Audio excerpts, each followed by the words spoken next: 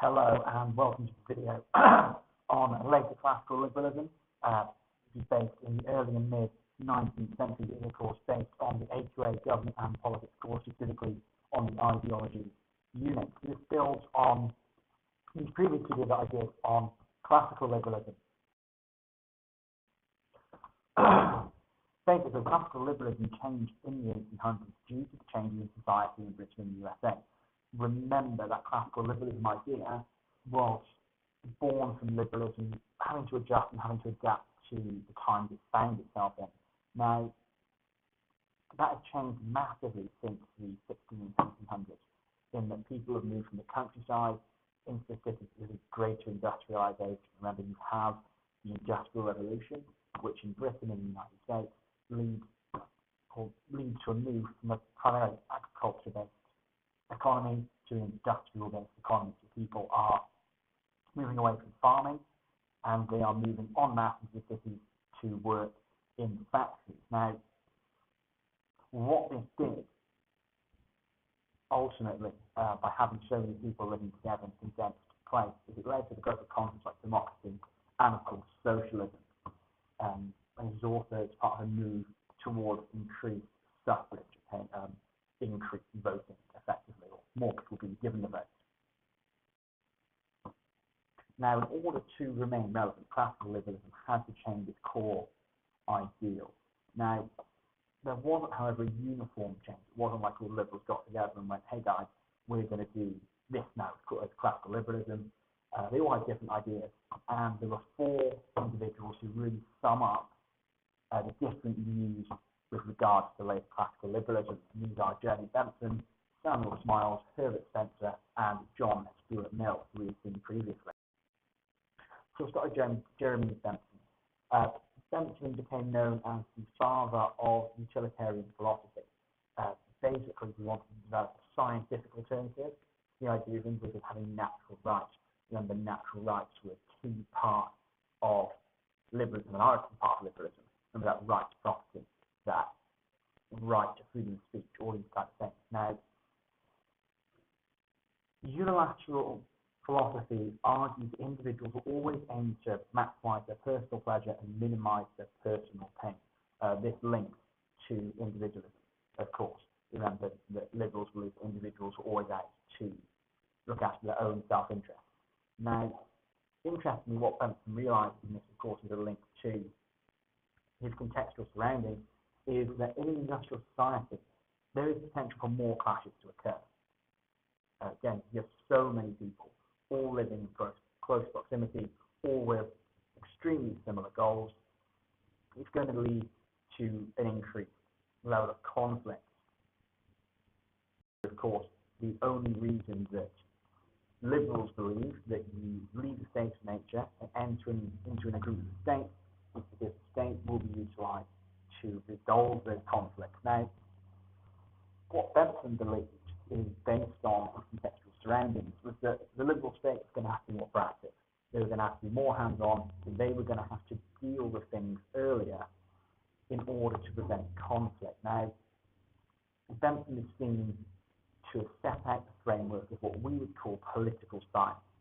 You've got to study politics at university, and it's often referred to as political science. Now, he argued the state should use the algebraic formula to guide government policy.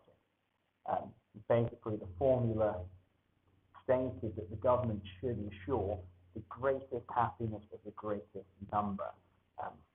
So effectively looking after the majority of people. Now, this gives liberalism one of its earliest justifications of democracy, because in essence, Bentham observed that governments are going to follow this principle. They're going to try and ensure the happiness and well-being of the majority if they are elected by, and therefore held accountable by, the greatest number of voters.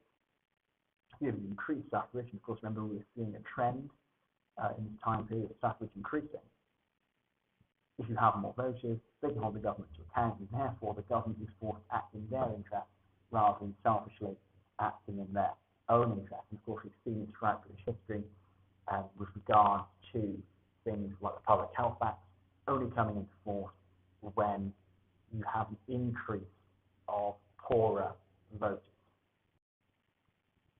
Now, this leads on to Samuel Smiles. Now, he had an enormous fear that socialism was a threat to individualism. It's a direct threat, and that's because of socialism calling for more state intervention. Okay, Samuel Smiles believes that if you have increased state intervention, you're destroying individualism.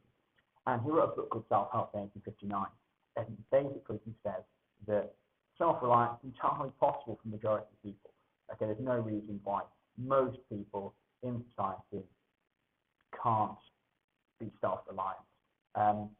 And this was despite the fact that nature and employment in the factory system made this more difficult, okay, because they're faithless employees. They don't have a great deal of control over their employment. They are told what to do by the factory bosses, and they do it. But despite this, Smiles is saying that, no, you know what, you are all more than capable of becoming self-reliant. And basically what he believes is that all that would happen is it would become more difficult. Now, yes, it become more difficult, but what that means is that you will just become more developed because it's more difficult to become self-reliant. So you'll eventually get there, and when you do get there, you'll be a better person for it because you'll have had to go through far more obstacles than earlier liberals have done. And crucially, he quotes, the self-help were usurped by state help. Human beings have remained stunted, their talents unknown, and their liberty squandered. So Smiles very much wants small government, and you think if you have big government, it is going to destroy individualism and the ability of people to be self-reliant, okay, and to act in their own best interest. Herbert Spencer is linked massively to Smiles, and he agrees with his opposition to state intervention that he held. Okay, he doesn't want the state to be intervening too much. However, one way that he differs is that he wrote a book called Man versus State in 1884, and he set out his belief that not everyone is capable of self-help. That there are enormous sections of society that are physically unable to be independent and help themselves. This sort of a section of society that he referred to as the feeble, the feckless, and the failing, or they're later referred to by Victorians as the undeserving poor. And remember, there is that crucial divide in Victorian society between deserving and the undeserving poor. And what Spencer is saying is that the undeserving poor, because maybe he thinks they're lazy, maybe he thinks they're useless because they make poor decisions, okay, are effectively incapable of helping themselves. And that's why they're in the position they're in. It's not because of inequalities in society. It's not because of the way that wealth has been divided. It's not because of the rich factions having a monopoly over wealth. It's purely because they are lazy and useless, and they have failed to help themselves. Now, what he feared enormously was that the existence of this feeble minority would lead the state to have to expand its powers. And the state expands its powers, it's going to erode the freedom of the majority. Now, in terms of the state expanding its powers, that could come in a number of ways. It could be the state intervening and giving handouts. It could be the state intervening and improving conditions. It could be a right of socialism, and therefore the creation of a state that wants to intervene. Now, to combat this and to deal with this fear, he created the idea of socialist Darwinism, which used the ideas of Charles Darwin. Remember, Charles Darwin came up with the idea of natural selection. Okay, he just come out cutting edge scientific stuff at this point, and he took that, he looked at that, and went, I'm going to apply this to society. And it uses the ideas of minimal state and negative liberty. Basically, what he believes is that if you have a minimal state, if the state is hands-off and it just leaves people to live or die by their own decisions, then it will lead to survival of the fittest within society. Because again, remember, he believes in the undeserving poor. So those people in London, for example, who are living in slum housing, who have barely got enough money to pay their rent and buy food and provide for their families, who are then dying of typhus and cholera and all sorts of other diseases, are dying because they are undeserving. Okay, they are dying because they are not useful to society. And ultimately, what he believes is they are incapable of helping themselves, and then therefore they are incapable of achieving individualism. Basically, what is gradually eliminated, okay, via natural wastage. He believes that the state just stands back and lets it happen. So we're not talking about genocide here. We're not talking about the state actively removing people.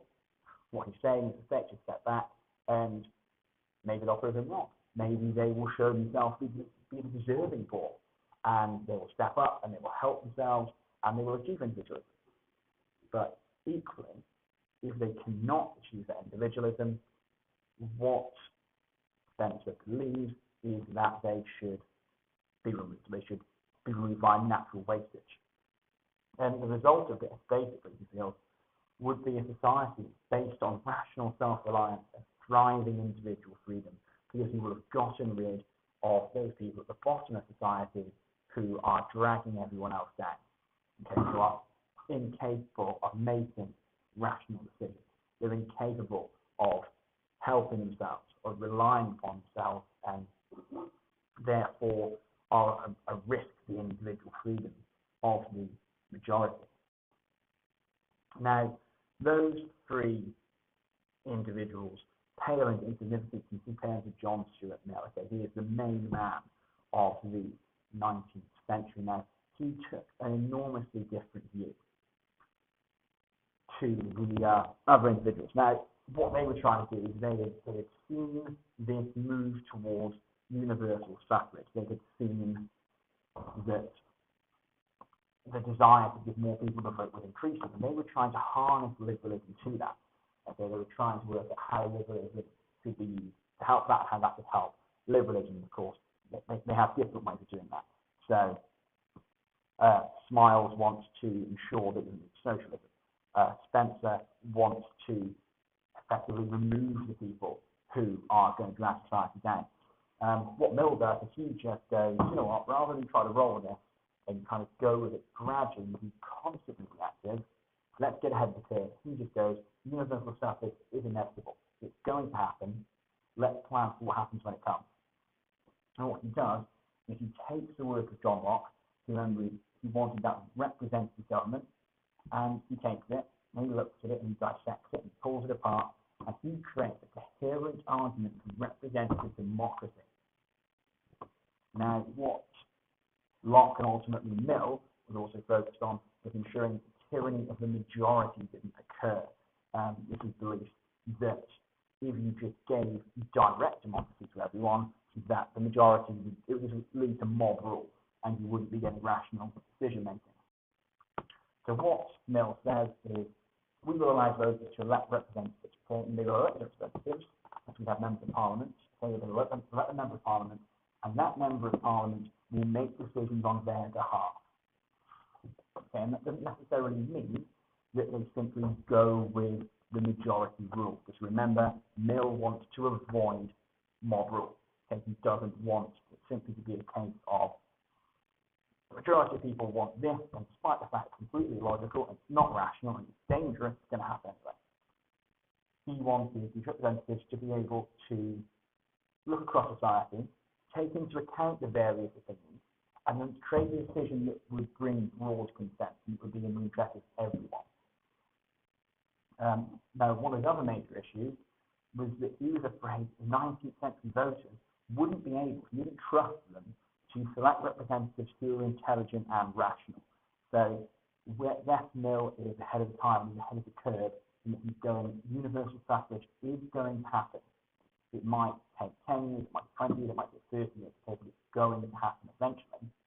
Despite being relatively progressive in that manner, he does, however, look at the voters and goes, well, we cannot trust these guys to make the right choices.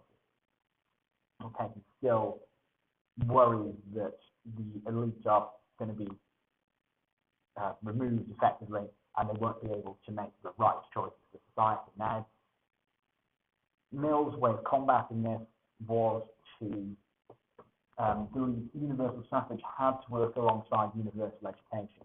So if everyone has the right to vote, everyone must have the right to education too. because that way you are going to increase their knowledge and you're going to increase their ability to make rational decisions. Okay? And what we also felt was this should lead to developmental individualism. And basically, this is a focus on what individuals could become rather than a focus that it had become at that point. So again, looking more into the future, looking at their potential, looking at the ability of individuals to reach that potential, which of course, if you're educated, you have a greater potential. Now, what he believed was developmental individualism would ensure a liberal consensus. And by ensuring a liberal consensus, it would lead to a potential tolerance, reason, and individualism. Remember, of course, those three things are key parts of liberalism, and so in any kind of liberal ideology, it's going to be important that they are safeguarded. Now, what Mill also wanted to do was to withhold the vote from the illiterate and the uneducated. So you couldn't read and write, and you don't have formal education, you wouldn't be allowed to vote because you weren't trusted to make the right decisions. Okay, you had no way of interacting perhaps with political literature, you had no way of bettering yourself. Now, what he also believed was that university graduates who, unsurprisingly, John Stuart Mill was one, would have multiple votes. And this is looking at sort of society and saying those people at the top, okay, fewer in number, but better educated, should have more power because they have better decision making than the people at the bottom. Now, what Mill also believed was that universal education would allow democracy to further liberal values, basically, because it would, for example, allow individuals to take part in mass debates. It would allow them to interact far more with politics, and it would mean that ultimately society would progress. Okay, he also said that it would allow Bentham's utilitarianism to be refined. I remember he said the greatest happiness of the greatest number. Now this could be a calculation that took into account politicians and voters, because you've got more voters who are educated and can express themselves properly, therefore you have greater wealth of information to draw upon using the algorithm. But finally though, despite the fact that Mill is enormously supportive of this idea of universal education, he's very, very vague about how it should be provided. Because he was a supporter of the minimal state. So the last thing he wanted to do, despite saying that if we're going to have universal suffrage, we need to have universal education, the last thing that he wants to do is turn around and go, and the government will provide this, or the government must provide this. So he doesn't want to force the state to provide free education. He'd rather people were self-reliant individuals, and that they went out and they created stuff themselves. Okay, now clearly, if you look at the modern system today, that's not the case for the majority of us, but Mill didn't want to force the state to have to step in and provide this free education, despite feeling that it was extremely important. And that idea of developmental individualism does show how much value Mill places on a formal education for liberal society. He does believe that it's extremely important, and he does believe that it is probably the best way for life to reach their full potential, but equally he believes it's not the state's job to provide it.